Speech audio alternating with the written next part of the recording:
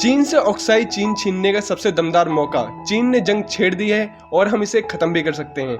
आइए देखते हैं कैसे। कहते हैं कुछ मौके कभी कभी मिलते हैं और भारत के पास एक मौका अभी आया है जो शायद पहले कभी ना आया और ना कभी आने वाला है। यह मौका है चीन से अपने क्षेत्र ऑक्साई चीन को वापस लेने का। आप सोच रहे होंगे कि ये कैसे हो सकता है, लेकिन ये हो सकता है और इसके कई कारण और कोड हैं। आइए देखते हैं कैसे। पिछले कुछ दिनों से चीन ने बॉर्डर पर अपनी हरकत बढ़ाई हुई है और ऐसी रिपोर्ट्स आ रही हैं कि चीन ऑक्साई चीन भारतीय क्षेत्र में अपनी सेना की संख्या को बढ़ा रहा है। बिजनेस स्टैंडर्ड्स रिपोर्ट्स के अनुसार उस क्षेत्र के 5 केंद्रों यानी 4 गैलवान नदी के किनारे और एक पेंगोंग झील के पास पीपल्स लिबरेशन आर्मी PALA के लगभग 5000 से अधिक चीनी सैनिक घुसपैठ कर चुके हैं। यानी हजारों PALA सैनिकों को गलवान घाटी में भेजने का अर्थ है। जिस नियंत्रण रेखा को चीन स्वयं भारतीय क्षेत्र मानता है, चीन ने उसी का उल्लंघन किया है। यही नहीं, कुछ दिनों पहले भारतीय वायुसेना IAF के प्रमुख air chief marshal RKS Bhadauria ने एक साक्षात्कार में यह स्वीकार किया था, लेकिन IAF ने भी आवश्यक कार्रवाई की थी। परंतु यह भारत के लिए यही एक सुनहरा मौका है जब वह तुरंत एक्शन लेते हुए कारगिल युद्ध की तरह चीनी सेना को वापस चीन में खदेड़ दे। क्योंकि किसी भी देश में किसी भी सीमा में इस तरह सैनिकों को जमा करना युद्ध को बढ़ावा देना होता है, जो चीन अभी कर रहा है।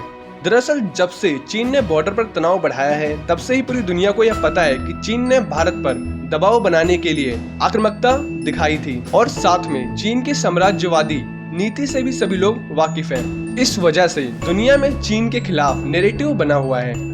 ऐसे समय में अगर भारत कार्रवाई करता है तो उसे जवाबी कार्रवाई ही कहा जाएगा।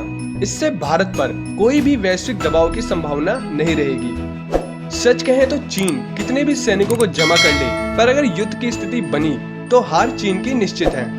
क्योंकि चीन ने अभी तक छोटे मोटे देशों को छोड़कर किसी भी देश से युद्ध नहीं जीता है। इस पर आप कहेंगे कि वर्ष 1962 की युद्ध में क्या हुआ था।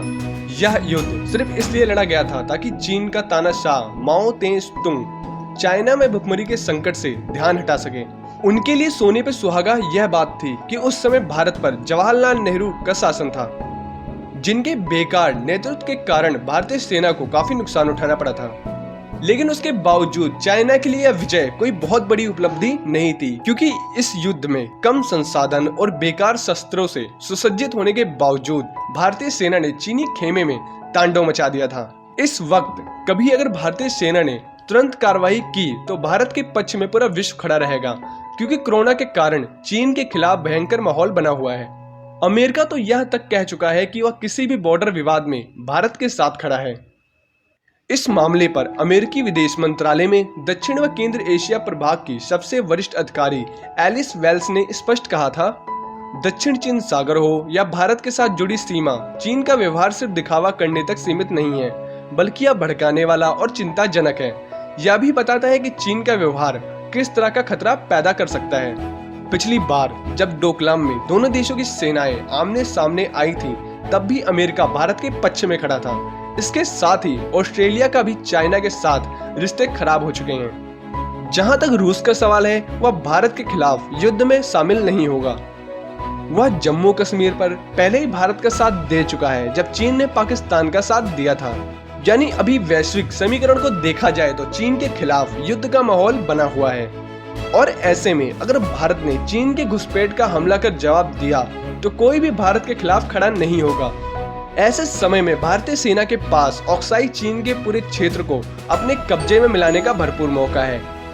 ऑक्साई चीन भारत का भूभाग है जिसे चीन ने हथिया लिया है और अब चीन उसे अपना क्षेत्र कहता है।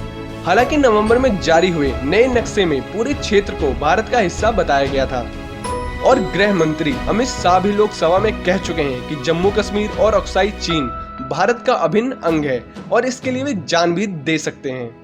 ऐसा मौका शायद फिर से कभी ना आए, क्योंकि जिस तरह चीन विरोधी माहौल अभी विश्व में बना हुआ है वह सदियों में एक बार बनता है, जैसा दोनों विश्व युद्ध के बाद जर्मनी के खिलाफ माहौल बना था। भारत को तुरंत एक्शन लेते हुए पूरे ऑक्साई चीन को अपने कब्जे में कर लेना चाहिए। दोस्तों, अगर आप जानना चाहते हैं कि भारत और चीन के बीच किस चीज के लिए विवाद है तो उसके लिए मैंने पहले ही वीडियो बना रखी है, जिसे आप आई बटन में जाके देख सकते हैं। वैसे आप लोगों को क्या लगता है कि भारत को चीन के ऊपर हमला करना चाहिए या नहीं? अपनी राय कमेंट बॉक्स में जरूर बताएं। धन्यवाद दोस्तों पूरी वीडियो देखने के लिए। अगर आपको वीडियो पसंद आती है तो लाइक एंड शेयर सब्सक्राइब जरूर करें और अपने दोस्तों के साथ शेयर जरूर करें। जय हिंद, जय भारत।